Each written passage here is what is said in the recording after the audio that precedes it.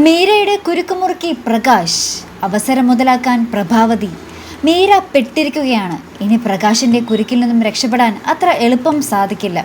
നന്ദൻ ദേവി വിവാഹം കഴിച്ചു എന്നുള്ള വിവരം അറിഞ്ഞ പ്രകാശ് മീരയെ മാനസികമായി തളർത്താനുള്ള തയ്യാറെടുപ്പിലാണ്. പക്ഷേ മീരയുടെ പ്രതീക്ഷ നന്ദൻ മീരയെ ഈ പ്രതിസന്ധിയിൽ നിന്നും കരകയറ്റുമെന്ന് തന്നെയാണ്. അതുകൊണ്ട് തന്നെ പ്രകാശിനെ സംബന്ധിക്കുന്ന എല്ലാ രഹസ്യവും നന്ദനെ അറിയിക്കാൻ തയ്യാറെടുക്കുകയാണ് മീര. മാനസികമായി തളർന്നിരിക്കുന്ന മീര ദേവിയുടെയും മാധവന്റെയും മെക്കിട്ട് കയറിയത് സത്യം പറഞ്ഞാൽ ഉപകാരപ്പെട്ടത് പ്രഭാവതിക്കാണ്. മീര മാനസികമായി വീണ്ടും തളർന്നതിൻ്റെ കാരണക്കാരിയായി പ്രഭാവതി ചിത്രീകരിക്കുന്നത് ദേവിയാണ്.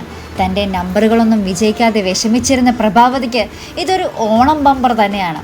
ഇനി ഇതിൽ പിടിച്ച് പ്രഭാവതി കയറും. ദേവി വീട് വിട്ട് പോകുവാനുള്ള ലക്ഷണങ്ങളാണ് പുതിയ പ്രൊമോയിൽ കാണിക്കുന്നത്.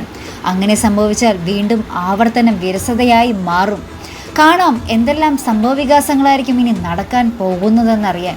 അപ്പോൾ ഇതുപോലുള്ള പ്രൊമോ റിവ്യൂസിനും എപ്പിസോഡ് റിവ്യൂസിനുമൊക്കെ നിങ്ങൾ മറക്കാതെ ചാനൽ സബ്സ്ക്രൈബ് ചെയ്യുക. അടുത്തൊരു വീഡിയോയുമായി വരുന്നത് വരയ്ക്കും ഗുഡ് ബൈ.